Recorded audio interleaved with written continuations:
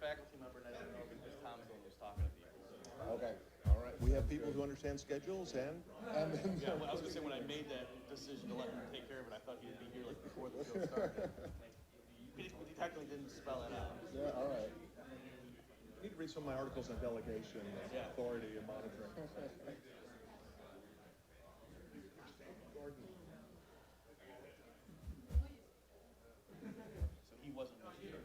No, but he was, we saw him right outside the hotel, and I was like, oh, I should just jump in our Uber, but he had like stuff with him, and he was like, I gotta get the car and put it in there, so he should be here like any minute.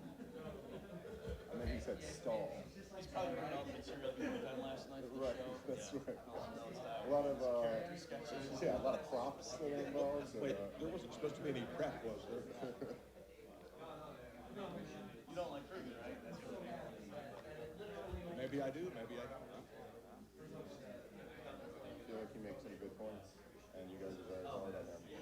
This is where I come out as a it king. is for like some of the foreigners. Do you want some kind of softball, you want like a Washington Generals type of role? Like, gee, Bob, why are you so hard on this Krugman anyway? What's wrong with Paul Krugman? Why don't you like people?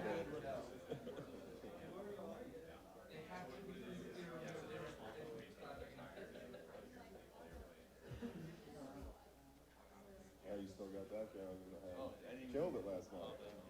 Yeah, and you won over my Italian girlfriends. There's nothing gets him going like a little Sinatra. I did pick it just because I like with that kind of crowd, like a softer song wasn't gonna fly. Like I Yeah, you gotta give him something that you can belt out. And I knew you when I took 2 minutes to get into it. I'll just hit the last one. That's all. Yeah, that's all they'll remember. I was thinking once I had it in there, like, oh wait, he's from New York. He might think this is cool. Yeah. You like it?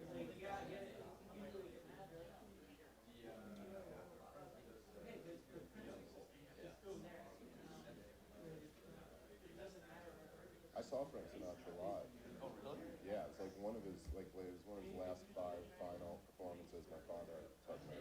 He was an old man at the time, but it was awesome. Were his lungs still? Yeah, he could, I mean, probably not what he once was, and I was like a kid, so I didn't really like appreciate. But like Tony Bennett, even late in life, could still Oh, belt he could it. still sing. I mean, I remember he sang "My Way," and it was like incredible. Yeah. Like, it was Yeah, I mean, he even released albums with Yeah. these duets with people where Uh-huh. he wasn't reaching for stuff he did as a young guy, but yeah, but he could still he was a sing. king in his zone that he could still hit. Yeah.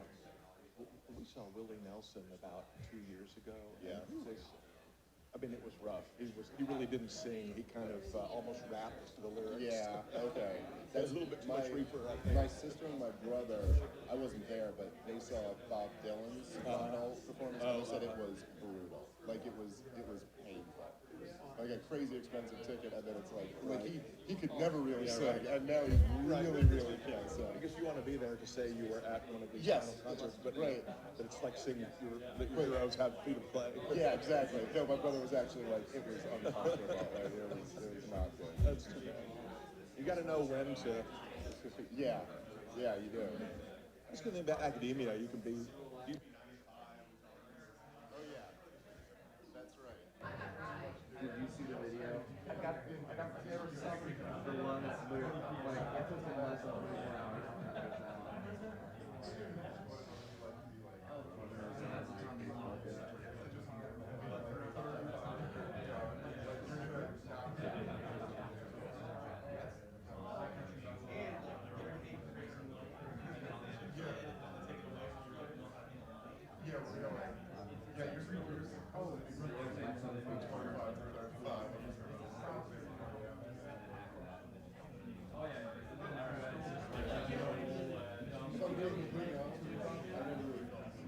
I always felt like you were doing the heavy lifting. Some people, obviously selection wise, but some people go, I thought Country was my favorite episode of yourself. Well, you almost got one of those today.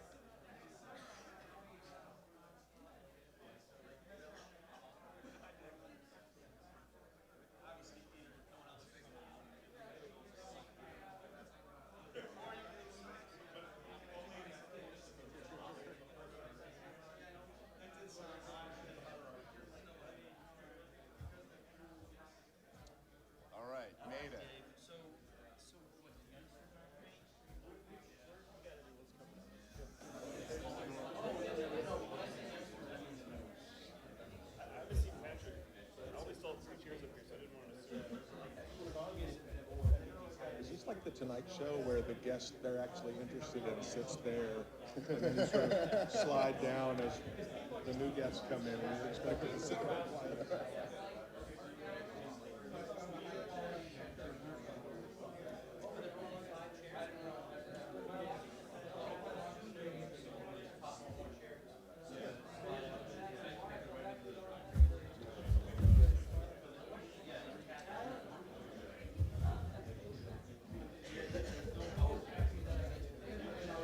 Is there room over there? I don't know. There'll be some joke we can make up if he never shows up. We can say, all right, Patrick, what are your thoughts? Then just Leave an empty chair. how about we could put in loving memory of Patrick? Yeah. Well, it's like, in Alabama, you always leave one empty seat at a funeral. Elijah or something? Yeah. Waiting for rigor mortis to set in. Very good Probably to- should go into that. Just You can't actually ask me questions about what Jews do. I just use it for the jokes. And I think yes. And then what happens is my grandfather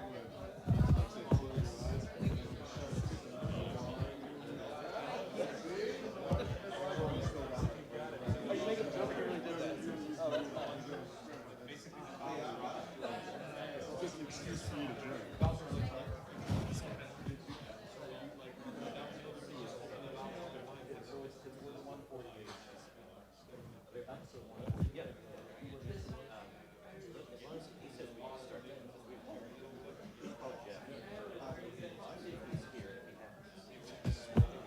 Just wondering what my not in the know friends would think.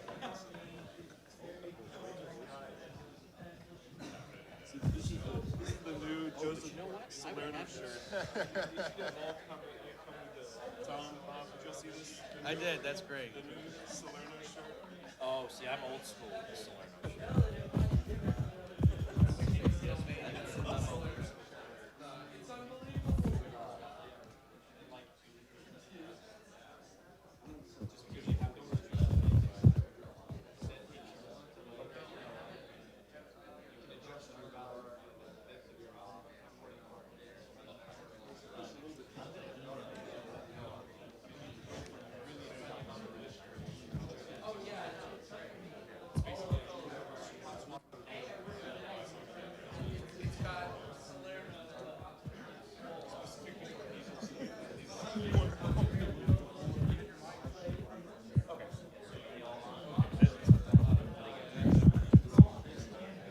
Is this thing on?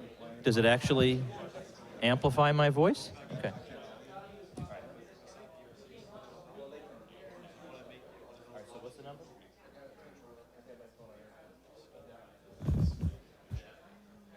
You have your phone on airplane? Another option would be you don't show up.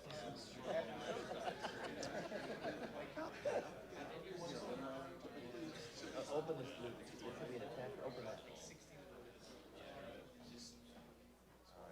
We should put the whole call. Oh, it doesn't have it. All right, well then, we ain't got no Patrick Newman. Do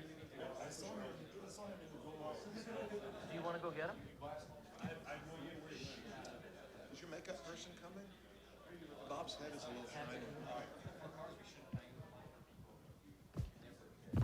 This makes me feel better about being a few minutes late.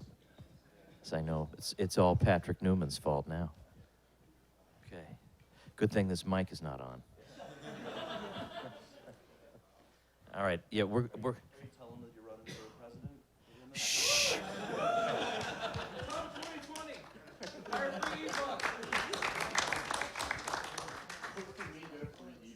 No?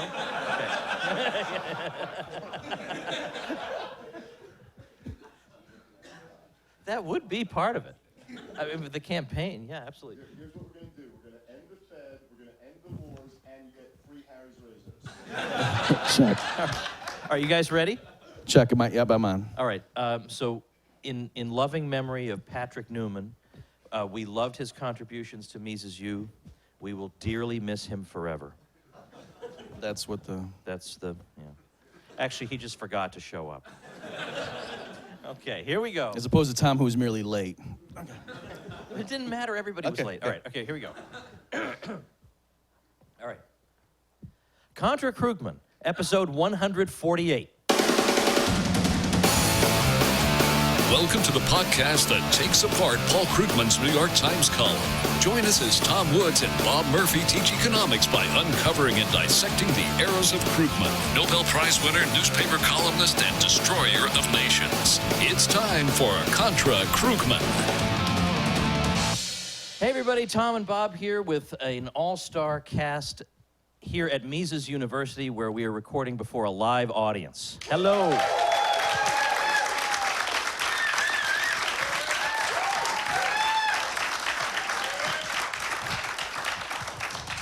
All right, this is episode 148, and for this episode, we're going to talk about a generic topic. We're not going to do a Krugman column, thank heavens. Instead, with this illustrious panel, we're going to talk about why Austrian economics ought to matter to just the average person. Yeah, we're all nerds and scholars, but why should some guy on the street care about Austrian economics? That's what we're going to hash out today. Bob Murphy, of course, is with me here. I'm joined also by Dave Smith of the Part of the Problem podcast, who is just the best guy in the world. I mean, so much fun to hang around with. He does answer probably 1 out of every 12 emails you send him, and so it makes it all the more special when that one reply does come through.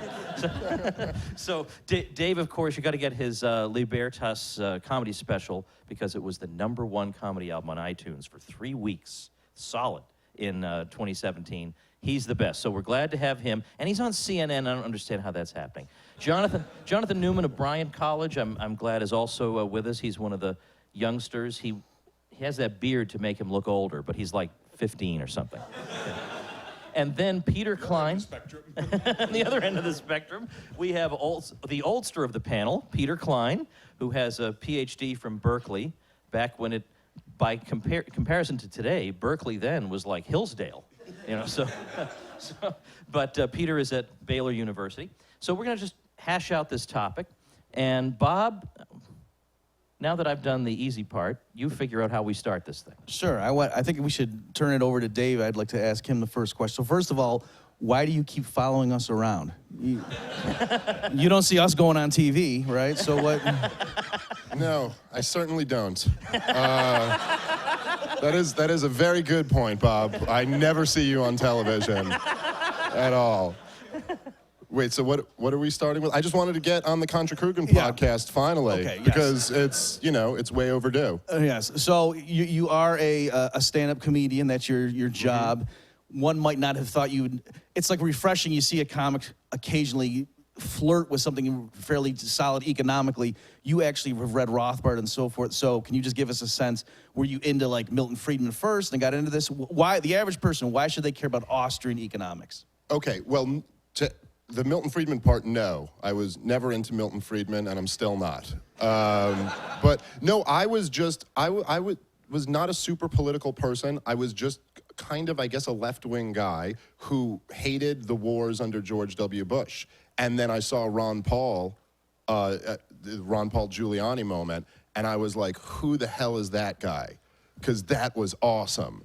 And then I thought he was so on point with the war stuff that I was like, okay, I'll hear him out on this Austrian economics that he keeps talking about. And then I found like Tom and Peter Schiff, and then Tom kept talking about this Rothbard Jew, and I was like, well, I gotta check that guy out. And then I started reading Rothbard, and my life has been a nightmare ever since, because it's just like reading Rothbard, it's like getting punched in the chest, and I just never recovered from it. So that's how I got into libertarianism and Austrian economics kind of all together.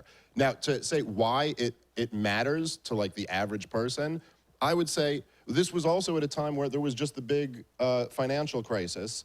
And I think if you give the Austrians nothing else, which I think it's all great, but nothing else, they figured out this boom bust stuff that nobody else has an answer to. And no matter who you are, this stuff really affects your life. I'm not as young as a lot of you guys. I'm 35, but I've already lived through a couple boom bust cycles, and they're always happening, and no one else has an answer for it. I mean, the mainstream answer is either something ridiculous about like like greed. I think that's like the official CNBC response. Like, I don't know, these guys, all of a sudden they started being really greedy around 2006, and that there was a greed bubble. And then like the lefty answer is that the most hyper-regulated market in our entire economy was too deregulated. Like the 3,200 regulations, if we had just had 10 more, we could have avoided this. So they have no idea. The Austrian economists are the only ones who get this right. And that is something that you may not, the majority of people aren't interested in maybe a lot of the topics that we are, but they are interested in why all of a sudden the economy is wrecked every few years.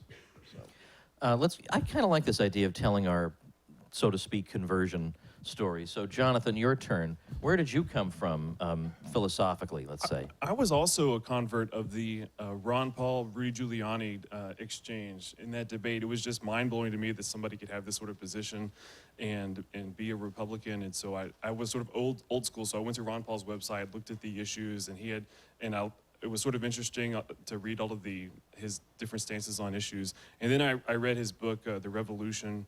And then there was some recommended reading in the back of that, and so I read Economics in One Lesson, which led me to Mises.org. And then I realized, so I was in Birmingham, Alabama at the time, and I realized that there was this great organization just down the road, just down Highway 280, that was sort of the center of all this thought and idea. And so then I came to Mises University, and the rest is history. Good man. Great. Okay, maybe just to continue the pattern, Peter, can you tell? I'm guessing it was the famous exchange between Abraham Lincoln and Stephen Douglas. Well, Karl Menger, the founder of the Austrian School, with his famous book in 1871, his Principles of Economics, Karl and I used to sit around the cafes in Vienna. He persuaded me step by step. No, it's interesting to me hearing about kind of Ron Paul-led conversion stories, because there are so many for people who are in Dave's and Jonathan's generation, and for many of you. In my day, the kind of gateway drug was more likely to be Ayn Rand.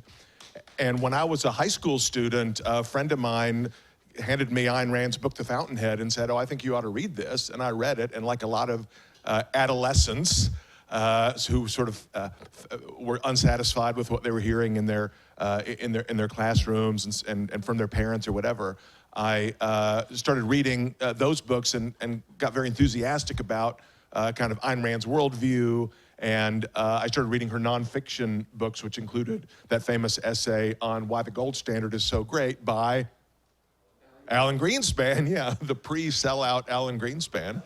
And from there, I heard about Mises and so forth. So I was kind of interested in free markets and liberty from a general perspective before I discovered the kind of technical writings of the Austrian School, and I realized those were the only solid foundation for understanding what's really going on around us, kind of the same thing that Dave was saying. On the Ayn Rand point, I read Atlas Shrugged a long time ago, but I recently reread what is my favorite thing Ayn Rand ever wrote, which is the speech in Atlas Shrugged by the worker at the 20th Century Motor Company. And this is where they tried to implement the principle of from each according to his ability to each according to his need. And that sounds very noble on the face of it, but you watch and you read this story, which there's nothing implausible about. You can absolutely see it unfolding that way.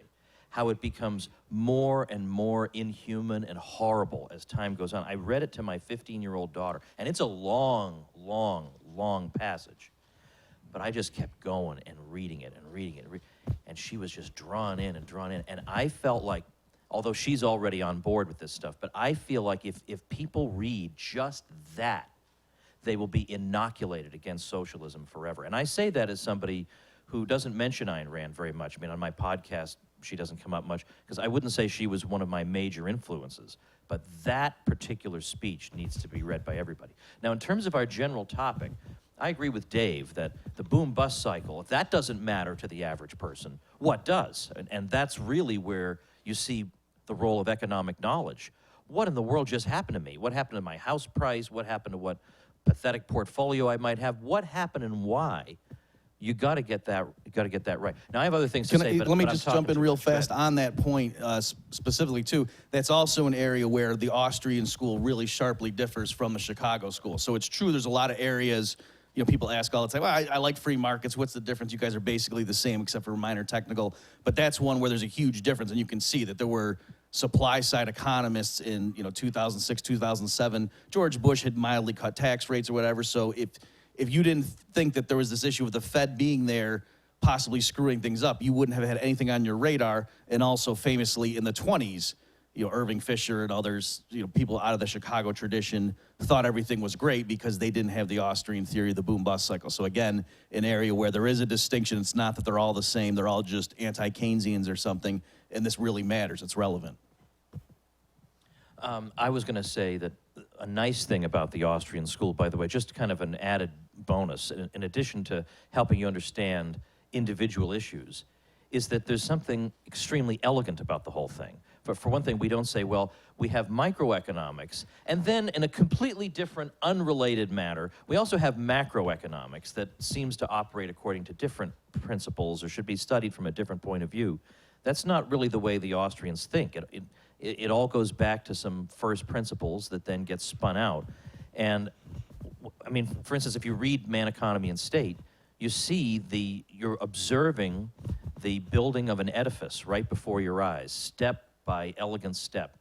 And that's, I think, what conveys more than anything else, the idea that you are genuinely learning how the world works. It's not a bunch of ad hoc propositions that might be changeable or testable or that don't seem to integrate with one another. Everything builds on everything else. Now, I say that as somebody who studies economics in his spare time, Bob. Tom, can I elaborate on that point a little bit? Something else that I think is really attractive about the Austrian approach to economics is that, while it is, very precise and very scientific in the correct sense of that word, it's also very accessible and interesting to all sorts of people. If you look at sort of most mainstream economists who teach at prestigious universities and so forth, the style in which they write and argue, they use these extremely complicated mathematical models that are almost designed to be incomprehensible to anybody but a very specialized group of experts. You listen to the typical, Treasury Secretary or Fed official talk about the economy. It's like a priest. It's like the old days when, only the priest could read the Bible because only the priest knew Latin. There's this sort of priestly class of economists who speak only to each other and then occasionally give these pronouncements to the lay public, and lay public's supposed to just take it on faith that what these technocrats are doing and saying is right, and that's why the Fed has to be completely independent of interference from the rabble, us. Now, while the Austrian school, of course, has its professors who write articles and books and teach at top universities and so forth, Austrian economics is also a lot more interesting to lay people. And it's funny, among academic economists, that's considered, a great defect. Oh, well, the Austrian school, that's got all these populists and sort of cranky people who write newsletters and have podcasts and blogs and so forth. That sort of delegitimizes it somehow in the eyes of the elite economists. But to me, that's a huge feature and not a bug. I mean, the fact that lots of people, not only professional economists, really care about what we're saying and are able to engage with us and we can engage with them in dialogue. That's a great advantage of Austrian economics as opposed to this other kind that is almost designed to be accessible only to sort of an elite few. Yeah, just to jump in on that. So I've given plenty of talks to financial professionals, and I'll walk through, what we would all recognize as Austrian business cycle theory to explain the housing boom and bust. And then here's what Bernanke's been doing, and everybody, oh my gosh. And afterwards, one of the common things the feedback I'll get, people will say, I hated economics in college, but what you just did, that was great. And they think that I thought economics was just all about drawing curves and so forth. So I think Peter's right about that. They also sometimes say, for an economist, you're really funny. And I'm wondering, do you ever get people to say for a comedian you actually know a lot about economics? Or is that probably, because you do, it's charming. I mean, I don't even think I'm going out on a limb and saying I am the most economically literate comedian on the planet. There's no one else more. And by the way, that's not really high praise. Like, I'm not. There's nobody else. But there is. I mean, I think your point and what you're touching on. I mean, for me personally, like, that is was so true. There was something about, look, I never liked school. I hated high school, I hated college, I never liked any of it, and nothing to me was ever as interesting or exciting as like libertarianism and Austrian economics, and the fact that it was something that, like what you were saying, it wasn't just like, okay, here's this very complicated thing, and you either have to understand this and then you're in, and if you don't, you're out. Austrian economics actually teaches you to think. It's teaching you to actually think things through yourself and logically deduce them. And as you were pointing out, it's this wonderfully consistent ideology that nobody else has. And even in the Chicago guys, I mean, they wildly contradict their own worldview. And so anyway, for me, that was like what drew me in. Yeah, just to follow up on that train of thought, like notice for those of you who are here at Mises U, the lecture, obviously we covered a whole wide range of topics, but notice it's not that at the beginning we spend 5 minutes saying, here are my assumptions for this talk. There's gonna be, 3 firms and they have 6 different inputs and we're gonna have constant returns. Whereas if you go and listen to, you went to a conference with a bunch of mainstream economists, they would get up there and talk about different things. For one thing, oh, is this labor economics? Okay, then when I know the kind of package assumptions we use here, oh, this is international trade, oh, this is macro, this is micro. And it's not just that the focus of what they're talking about would be different, it's that their whole method and the assumptions they make to the types of models they build would be completely different. Whereas again, you're not getting that here. We're all coming from the same starting point. We're just applying the analysis to a particular area. One other thing too, regarding what Peter was saying, Richard Feynman, the famous physicist, Nobel Prize winner, he tells in one of his autobiographical works that he was giving a talk at some international conference on like solving the problem of inequality or something, and they were just asking all these big thought leaders, and so as a huge famous physicist, he came over, and he gave he gave his thoughts, and other people were up there and pontificating, and afterward he was leaving, and he said the janitors were cleaning up, and one of them came over to him and said, hey, you know what? We could kind of hear what was going on. You were the only guy who I could even understand what you were saying up there. That everybody else, it was just gobbledygook. And so that's, I think, to show that basically we're all as smart as Richard Feynman. What's been cool to see over the past few years is that, especially in macroeconomics, there have been a few of the top economists saying that the models have broken down, the models don't work. Specifically, Paul Romer has a great paper, and he's regretted the increasing mathiness in economics, and saying that when economists are doing a paper presentation at a conference, for example, it's like they're doing a magic trick, that nobody really understands how the model works. There's this big, long equation or a big, long system of equations, and nobody in the audience knows how this equation works, and we're all just supposed to be amazed at the outcome, just sort of like the economist just did a magic trick.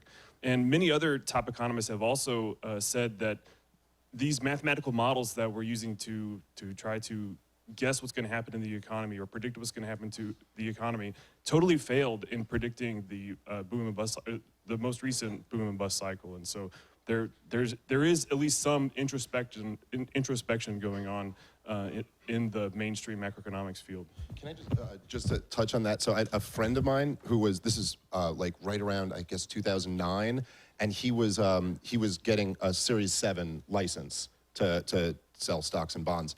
And he was telling me this, that the guy teaching the course, basically what they teach in the course is this like Keynesian, like you can either have high unemployment or inflation, but you can't have both. And he said he just asked the instructor of the course at one point, he was like, but don't we have high unemployment and inflation right now? And he said the instructor just goes, this is textbook stuff, not real world stuff. Like that was his response to it. And it's like, what, like how could any student, how could you like not look at that and go, this is just all ridiculous?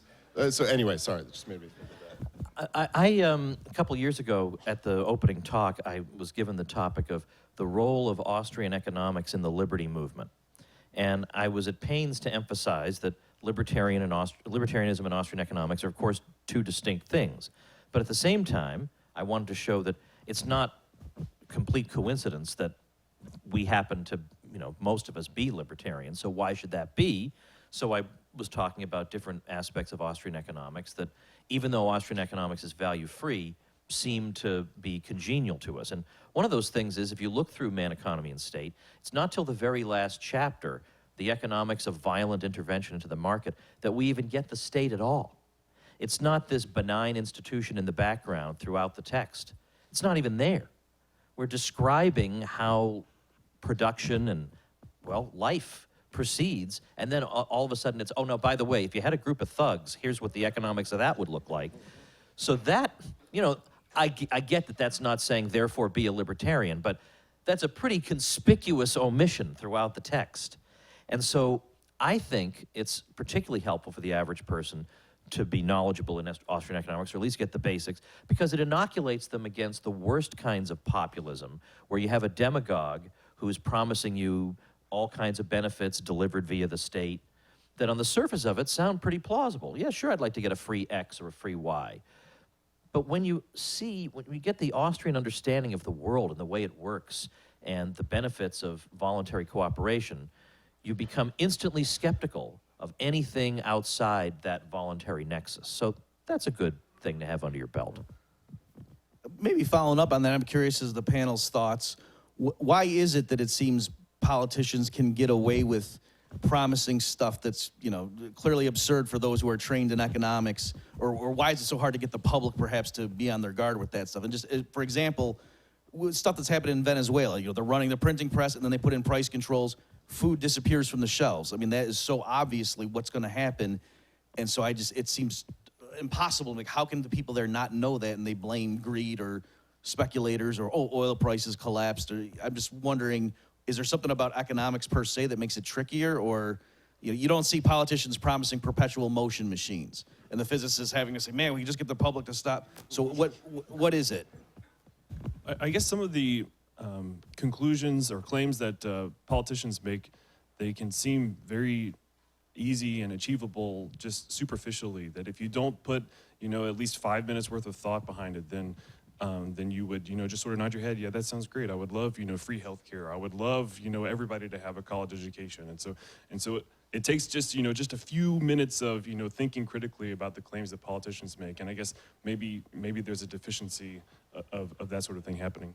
The analogy with like physics is pretty interesting. I don't know, for some reason, I think contrary to what most people believe, economics, in some sense, is harder in that you've got to think through the consequences of different things. I mean, anybody can do it, but it takes a few moments of reflection. It's not like a bumper sticker thing, right? You can't, most economic propositions don't fit on a bumper sticker.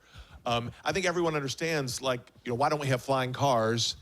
Well, it's just really hard to have flying cars. Okay, yeah, I accept that. But why can't we all have free health care, and why can't we have free housing, and why don't I get paid more money?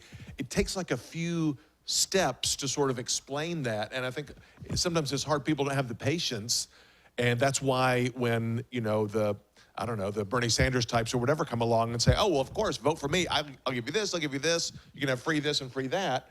It just sounds so great, and people don't want to take the time to have to, you know, to sort of think through why that's impossible, why that can't work. But I think also it's because those sorts of things involve parts of life that they're intimately familiar with. They know what health care is, they know what education is, they know what housing is, but if they had 58 lifetimes, couldn't even conceive of how to build a flying car. So that they're willing to let the experts deal with. But when it comes to health care, they say, well, look, I see a doctor, I see a patient, I see a rich person. Well, that's all I need. Like, what would be the problem? So that's the thing, is that that's the case of a little knowledge being a dangerous thing. Well, also zero knowledge is even worse. And by the way, just the other day I was driving around. Don't you hate that bumper sticker? If you think education is expensive, try ignorance. Yeah, I know. So Tom gave it a try. Yeah. I'll call your bluff. Well, now my stupid little punchline seems ridiculous. Why don't you just, actually, you know what won't seem ridiculous? You know where you won't be following us this year. That's right. I'm so bummed, but I won't be on the Contra cruise this year. I got to do this silly little thing, having a kid, and I asked my wife. Well, thank you. Yeah. She's being a jerk. She's making me come to the delivery. So anyway, but okay, now I completely lost my track. Oh, well, this is like what the worst element, well, maybe not the worst, but one of the worst elements of the state and democracy in general is that we all people end up voting on stuff that they don't know anything about. And we don't do this in any other area of life. Like if we're in a car and the car broke down and there's like 5 of us in the car and one of the people in the car is a mechanic and he was like, okay, well, this is what we got to do to fix the car. I wouldn't be like, let's just all vote on that and we'll see what, it's like people are voting in things that they don't have any expertise in. And there's a lot of things that everyone in this room doesn't know anything about. I mean, if everybody in the world were obsessed with economics the way we are, we'd all starve to death, and like we'd have some perfect model of why no one's producing any food or something. But like people have to specialize in different things, and the problem is the state comes in and then it's like, well, everyone's going to vote on what sounds more popular, and giving away free stuff is always going to win. Yeah, you actually reminded me of something that happened. I was at a Thanksgiving meal with relatives and people I was just meeting for the first time, and and the guy next to me said, "Oh, what do you do?" And I'm an economist, and so we were talking about the Federal Reserve because this was when QE was going on, and he asked me my opinion, and I was, believe me, in social settings, my goal is not to convert people or anything like that. I just try to keep my head down, and so I lightly said something. Well, I think it's kind of risky, and it could lead to some problems down the road, and that kind of something. A truthful statement, but not volunteering too much. And so he goes, yeah, I don't agree with that. And he proceeded to tell me his views on quantitative easing. And I was thinking, if I had said I was a heart surgeon and said something about how valves work, he wouldn't be like, yeah, I don't think that's how it works. yeah.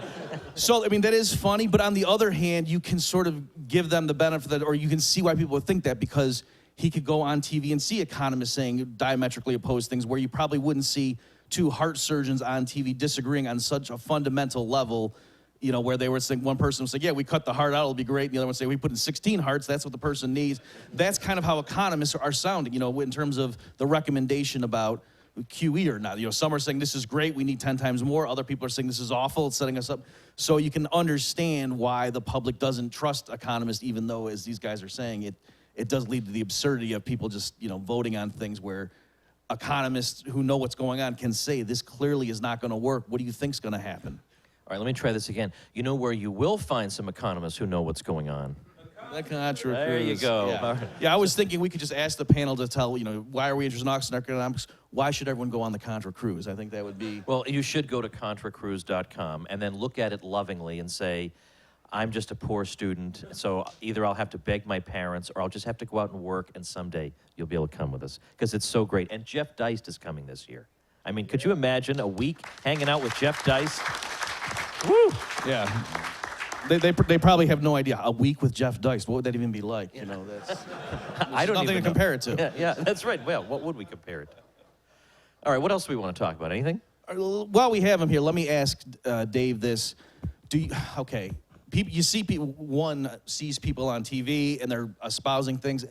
Is it the case, are they just putting on a show and behind the scenes they're more reasonable? Like people who say crazy stuff, or Bill O'Reilly, I'm not saying him in particular, but the people you've interacted with, is it like they're doing pro wrestling and behind the scenes they're all in on the joke, or anything along those lines? Because again, I am not on TV like Dave is, so how would I know? Yeah, I think there's a little bit of a split.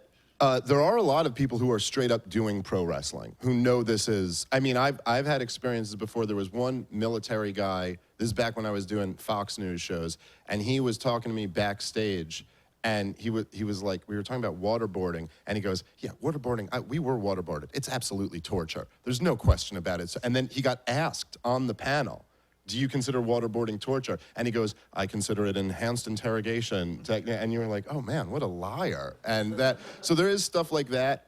And I've had moments with people like I was on Essie Cup show the other day, and it was she had Max Boot on the show. You guys know the wonderful Max Boot. And yeah, I was in a room with Max Boot, and I felt dirty for the rest of the day. But they're just going off about this crazy Russia hysteria. And I came onto the panel, and she just asked me, like, off camera. She was like, well, what do you think of the whole Trump-Putin summit? And I was like, well, I wish he would get as much scrutiny when he, say, bombed another country as to when he spoke to somebody. And she just goes, fair point, fair point. But then she continued on with the crazy hysteria. So I don't know. The whole thing is wrestling. It's ridiculous. It's the whole cable news is the most ridiculous thing ever. It's like these big red, blue screens, and you have like 5 seconds to talk about the most important issue ever. It's like, hey, what's up, cable? They all, what is it? Jon Stewart said that thing where all the names are like Hardball and Crossfire and I'm gonna kick your ass news. Like, it's just these ridiculous things, and they're like, hey, what's going on, everybody? Okay, 5 seconds. Dave, Iraq War, what do you think? And I'm like, bad, and they're like, good point, next, what do you, and it's just like, this is all insane. And there's something interesting about the psychology of people who watch cable news, who don't, read further or aren't interested in things like this. It's like they almost want to, they know they don't know anything, but they want to feel like they don't want to feel bad about that. So they're like, oh no, I watched Hannity, so I'm good. But yeah, it is pro wrestling. So. But then also, aren't you afraid that if you, in your zeal to get a word in edgewise, and you've got all this pressure, and sometimes it's live television, if you say something that's a little bit off, then Media Matters is going to slam you for it. I mean, you're going to get smashed on all sides. I mean, it's risky. Yeah, it is. But I've always, from the very beginning, when I started getting these cable news shows, I was just kind of like, in my mind, I thought, well, it's a matter of time until I get fired from this, and then I'll have an awesome, like, they can't handle what I have to bring to them story. Yeah. But they just never fired me and kept bringing me back, and now I'm like, I guess this is cool too. But truthfully, it's, what, I think part of the reason, because people ask me, they're like, why does Essie Cup keep having you on her show? Because, like, you make her look bad in times, and and I think it's just that I'm interesting. And at the end of the day, they are driven by ratings, and it's like, it's so, have you ever seen that show? It would be so freaking boring without me on it. It would just be the most, there's people agreeing on nonsense, and I at least make the panel, but they can kind of, since there'll be like 4 people and me, they can kind of keep me in that box where, it's almost like what they used to do to Ron Paul on the debate stages. It's like, well, there's crazy Uncle Ron, but anyway, I don't know. All right, as co-host, I get the privilege of telling an unrelated story. Totally unrelated, has nothing to do with anything, but there are people we know in the story. Years ago, when Glenn Beck used to have his show on Fox News, they wanted to do a whole hour on the road to serfdom.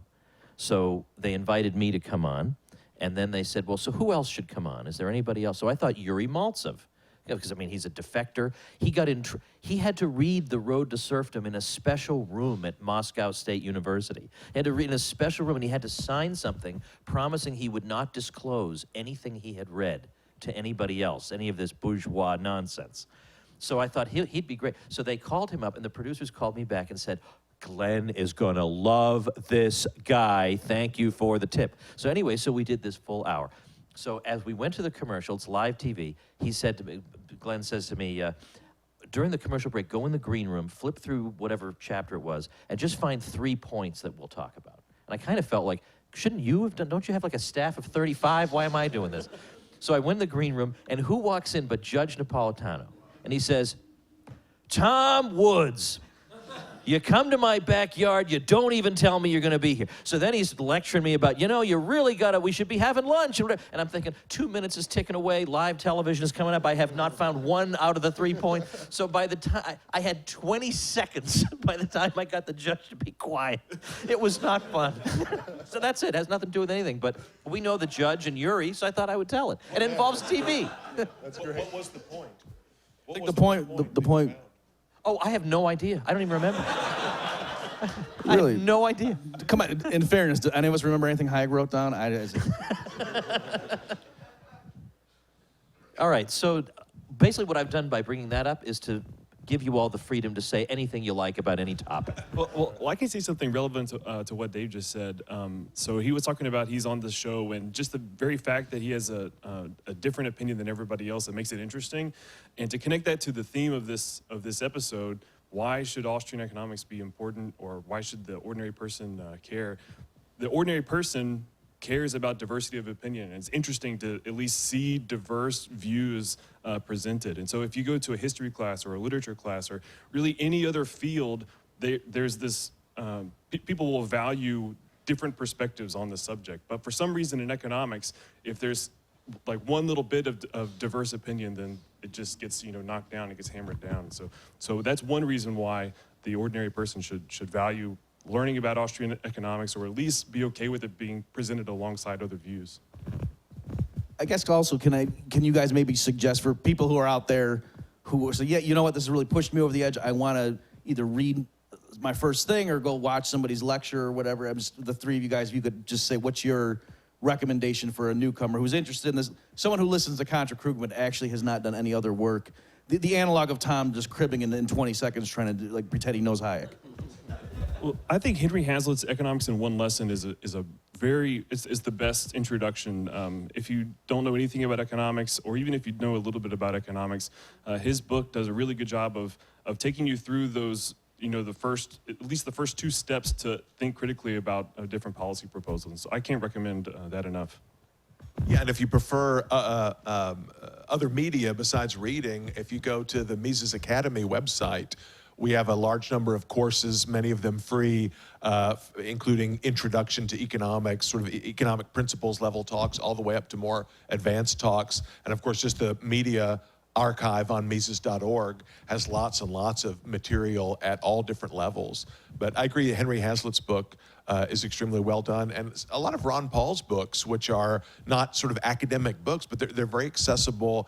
And there's actually a lot of content, especially about things like business cycles and inflation and other phenomena that Ron Paul's interested in, that also serve as great introductions to the Austrian theories.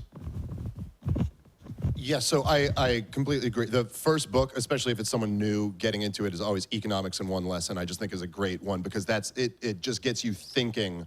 It's very easy, it's not a difficult read at all, and it gets you thinking the right way. Unrelated to Austrian economics, what the two essays that I always recommend by Rothbard, just because they had such a profound effect on me, are Anatomy of the State and was it War, Peace, and the State? Those two just really hit me hard, and I think if you get into that way of thinking, it probably will make you more interested in Rothbard's other work. But the other book that I would recommend specifically about economics is Basic Economics by Thomas Sowell. I thought it was just great, and it's pretty easy. It's not like, you wouldn't want to give someone Man, Economy, and State to start with. That's just, I think that might have the effect of just being like, okay, there's no way I can do this. But if you do, once you get into that stuff, then, Human Action and Man, Economy, and State are the ones that'll finish it off for you. Another great short Rothbard book is What Has Government Done to Our Money? For Money and Macro is probably the best introduction. Yeah. I want to just say a quick something about what do you do when you've read Economics in One Lesson, but you still feel intimidated by human action. And I think some people are in that situation where, okay, I've got the basics, but man, that book looks heavy. So there are some intermediate texts that you might consider. And of course, the primary one is Bob's book, Choice. And that way you can start getting into Misesianism without having to go all the way through human action. And then you'll feel much more confident going through human action.